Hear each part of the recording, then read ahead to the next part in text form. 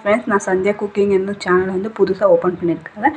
First video வந்து cooking video போடலான்னு இருக்கேன். நான் அவரைக்காயும் அப்புறம் கொட்டையும் எடுத்துருக்கேன், ஊற வச்சுருக்கேன். ஒரு 3 hours ஊற வச்சுருக்கேன். இந்த அவரைக்காயும் நான் வந்து உரித்து வச்சுருக்கேன். இப்போ இந்த குழம்பு தான் நான் வந்து செய்ய போகிறேன். அது எப்படி செய்கிறேன்னு பார்க்கலாம் வாங்க. இப்போ நான் ஒரு சொம்பு தண்ணி ஊற்றிக்கிறேன். இதில் வந்து தேவையான உப்பு போட்டுக்கோங்க. இப்போது நான் நல்லா சுத்தமாக கழுவி வச்ச இந்த கொட்டையை நான் வந்து போட்டுக்க போகிறேன். நான் கொட்டை போட்டிருக்கேன். இப்போ வந்து அவரைக்காய் உரித்து வச்சுருக்கேன். அந்த அவரைக்காய் வந்து போட்டுக்கிறேன். அவரைக்காயும் அந்த கொட்டையும் போட்டாச்சு. இப்போ நம்ம அப்போயே தண்ணி ஊற்றும்போது உப்பு போட்டு வச்சுருக்கோம் இல்லையா, இப்போ வந்து உப்பு போட தேவையில்லை. இப்போ வந்து ஒரு பிளேட் போட்டு மூட வைக்கணும், அவ்வளோதான். ஒரு பிளேட் வச்சு மூடி வச்சிடலாம். இப்போ மசாலா ருப்பணும் இல்லையா, அதனால வந்து ஜார் எடுத்துருக்கேன். இப்போ ஜாரில் வந்து கொஞ்சமாக பூண்டு,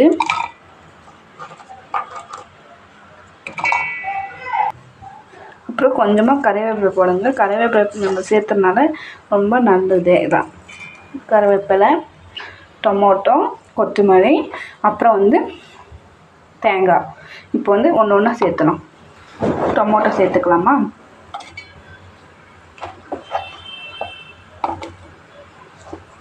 கொத்தமல்லி சேர்த்துக்கலாமா?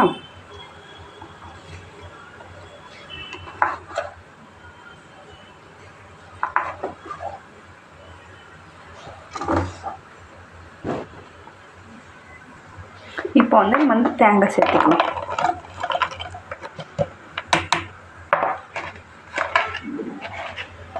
தேங்காய் சேர்த்தோடனே நான் வந்து கொஞ்சமாக பட்டை, லவங்கம், சீரகம் எடுத்திருக்கேன். பட்டை வந்து அதிகமாக போடாதீங்க, லவங்கம் அவ்வளோதான் அதிகமாக போடாதீங்க. குழம்பு டேஸ்ட்டே சேஞ்ச் ஆகிடும். அதனால் கொஞ்சமாக தான் போடுவேன்.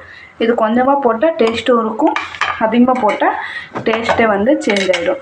அப்புறம் நான் வீட்டிலே அரைச்ச மிளகாய் பொடி ஒரு 2 ஸ்பூன், உங்கள் ஒரு காரத்துக்கு பொறுத்து மாதிரி போட்டுக்கோங்க.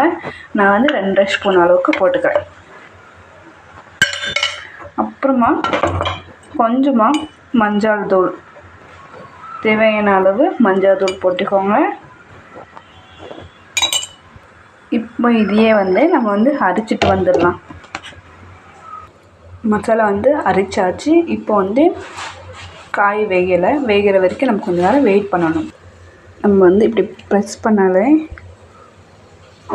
வந்து கொட்டை வந்து வெந்திருந்தால் இப்படி ப்ரெஸ் பண்ணாலே நல்லாவே இப்படி நுண்ணா ஆகும். பட் இன்னும் வேகலை, இன்னும் கொஞ்ச நேரம் வேக விடலாம். இப்போது ஓரளவுக்கு வெந்திருக்கு காயெல்லாம். உங்களுக்கு பிடிச்ச காய் இதில் வந்து நீங்கள் வந்து சேர்த்துக்கலாம்.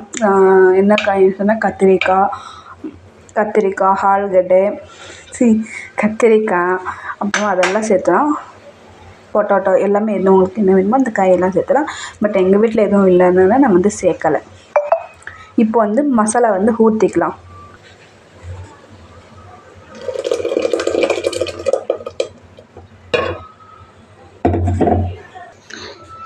இப்போ வந்து மசாலா ஊற்றியாச்சு. இப்போ தேவையான அளவு தண்ணி நான் வந்து ஊற்றிருக்கேன். கொஞ்சம் வந்து ரொம்ப கட்டியாகவே தண்ணி வந்து வச்சிடாதீங்க, ஏன்னா கொஞ்சம் தண்ணி வைங்க. ஏன்னா அது காய்ஞ்சி வரதுக்குள்ளே ரொம்ப கட்டியாகவே ஆகிடும். அதனால கொஞ்சம் தண்ணியாக ஊற்றுங்க. கொட்டை பார்த்தா இந்த அளவுக்கு வந்து வெந்திருக்கணும். வெந்திருக்கு அப்படின்ட்டு அர்த்தம். இப்போ நான் ஒரு கடாய் வச்சுருக்கேன் தாளிக்கிறதுக்கோசரம். இப்போ வந்து இது காஞ்ச பின்னால் ஆயில் ஊற்றிக்கலாம். புளி கொஞ்சமாக எடுத்துருக்கேன். ஒரு சின்ன சைஸ் புளி எடுத்து ஊற வச்சுருக்கேன். தாளிச்சு பின்னால் லாஸ்ட்டில் ஊற்றலாம்.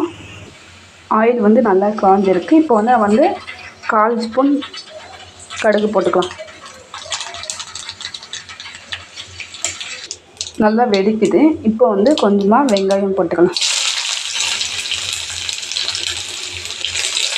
தேவையான வெங்காயம் போட்டுக்கோங்க. அப்புறம் வந்து கறிவேப்பிலை போட்டுக்கிறேன்.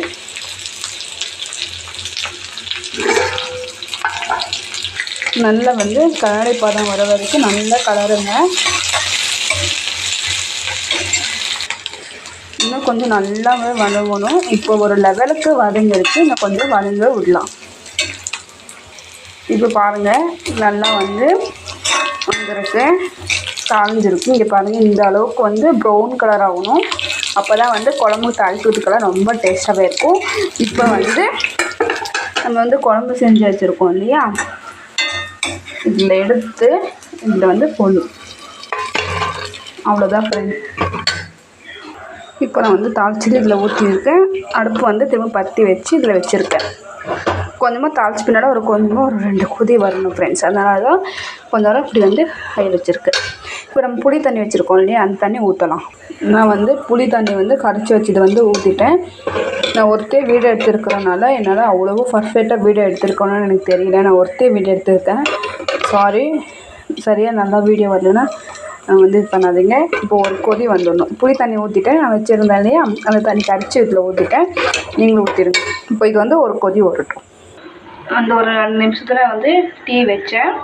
இப்போ டீ குடிக்கிற டைம். டீ குடிச்சிட்டு வந்துடுறேன் ஃப்ரெண்ட்ஸ். நல்லாவே கொதிக்குது. என்ன இப்போ நம்ம லாஸ்ட்டில் என்ன போடுவோம்? கொத்தமல்லி தான். கொத்தமல்லி வந்து தூவி விட்டுக்கலாமா? தூவி விட்டாச்சு. கொத்தமல்லி வந்து தூவி விட்டுட்டோம். இப்போ நல்லா வந்து திருப்பி கொடுத்துடலாம். நல்லா குழம்பு வந்து காஞ்சிடுச்சு. ரொம்ப டேஸ்ட்டாக இருக்கும். களிக்கு அதுக்கெல்லாம் ரொம்ப டேஸ்ட்டாக இருக்கும். சாப்பிட்டு பாருங்கள். இங்கே பாருங்கள் ஃப்ரெண்ட்ஸ், லாஸ்ட்டில் வந்து நமக்கு வந்து குழம்பு ரெடி ஆகிடுச்சு. ரொம்ப டேஸ்ட்டாக இருக்கும். ஒரு வாட்டி வந்து ட்ரை பண்ணுங்கள். எதுவும் தக்காளி இல்லைன்னா இதில் கத்திரிக்காவும் பொட்டேட்டோ போட்டு செய்யுங்க. ரொம்ப நல்லாயிருக்கும். நீங்கள் வந்து சாப்பிடுங்க. இந்த மாதிரி செஞ்சு ரொம்ப சூப்பராக இருக்கும்.